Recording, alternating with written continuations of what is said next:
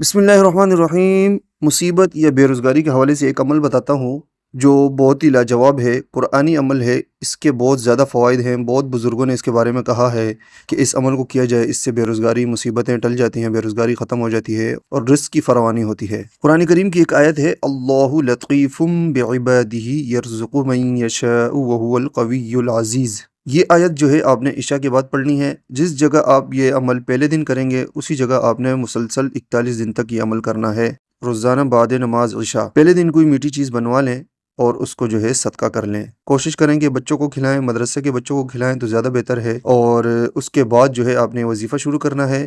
141 مرتبہ یہ آیت روزانہ آپ نے ایک جگہ بیٹھ کر پڑھنی ہے۔ 15 منٹ کا وظیفہ ہے، کوئی زیادہ وقت نہیں لگے گا۔ 141 مرتبہ روزانہ آپ نے اللہ لطیف بعبادہ یرزق من یشاء وہو القوی العزیز یہ پڑھنی ہے۔ دوسری بات یہ ہے کہ اگر آپ پہلے دن جو ہے میٹھا نہ بنوا سکیں تو ضروری نہیں ہے گھر پہ بنوانا، باہر سے کوئی چیز خرید کر، کوئی جلیبی، کوئی بھی چیز مٹھائی وغیرہ بچوں میں تقسیم کر دیں، ٹھیک ہے۔ پہلے دن عمل یہ لازمی کرنا ہے، اس کے بعد آپ نے 41 دن تک یہ عمل آپ نے کرنا ہے، 141 مرتبہ بعد نماز عشاء۔ اس میں کوئی پرہیز نہیں ہے، نہ وقت کی پابندی ہے، بس عشاء کے بعد کرے تو زیادہ اچھا ہے، لیکن جگہ ایک رکھیں گے۔ اور اگر کوئی عامل یہ عمل کرتا ہے تو پھر وہ پرہیز جمالی اور جلالی کے ساتھ کرے گا، وہ ان کو معلوم ہوتا ہے، عام لوگوں کے لیے نہیں ہے۔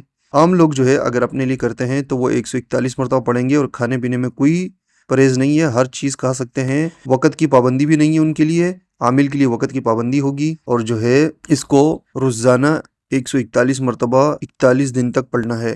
انشاءاللہ اس دوران آپ کا جو کام ہے، جو مصیبت ہے وہ ٹل جائے گی، آپ کا کام ہو جائے گا، آپ کی پریشانی دور ہو جائے گی، اور جو بے روزگاری ہے انشاءاللہ روزگار آپ کو مل جائے گا۔ اور ایک بات اس میں یاد رکھنی ہے، کام ہونے پر بھی آپ نے 41 دن لازمی پورے کرنے ہیں، ٹھیک ہے۔ اگر ہو سکے تو 41 دن بعد یہ نقش جو آپ اپنے موبائل کی اسکرین پر دیکھ رہے ہیں، ایک عدد یہ نقش لکھیں گے اور اپنے دائیں بازو پر باندھ لیں، یا گلے میں پہن لیں، یا پرس میں رکھ لیں۔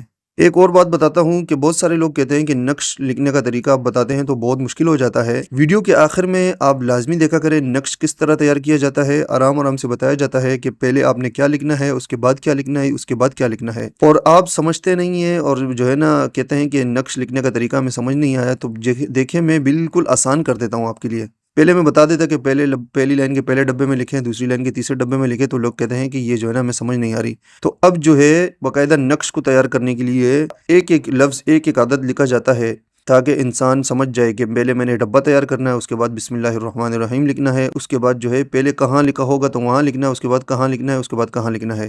تو یہ ترتیب میں نے آپ کو بتا دی ہے، نقش تیار کرنے کی ترتیب آپ دیکھ لیں گے ویڈیو کے آخر میں، بالکل آسان ہے، ایسی ترتیب کوئی نہیں بتائے گا آپ کو۔